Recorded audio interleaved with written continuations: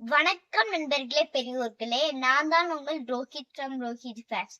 இன்னைக்கு நம்ம என்ன பார்க்க போறோம்னா, காட்டழகிய சிங்கர் கோவில். இது வந்து ஸ்ரீரங்கம் பக்கத்துல இருக்கு. அதாவது காட்டுல இருக்கிற அழகிய சிங்கர் கோவில், அதாவது நரசிம்மர்.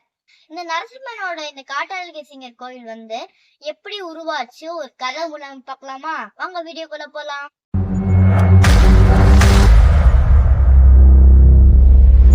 அதாவது ஆண்டவ காலேஜ் ஒண்ணு இருக்கு.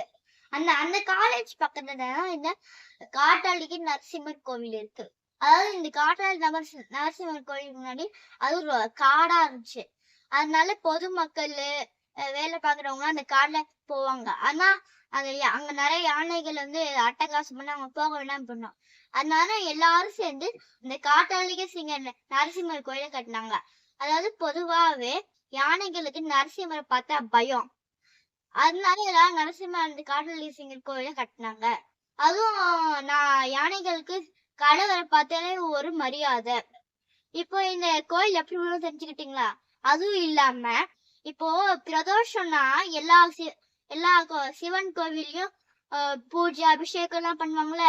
அதே மாதிரி இந்த கோவில்ல நரசிம்மர் இல்லாம பைரவருக்கும் அபிஷேகம் பூஜை எல்லாம் பண்ணுவாங்க பிரதோஷம் வந்தா.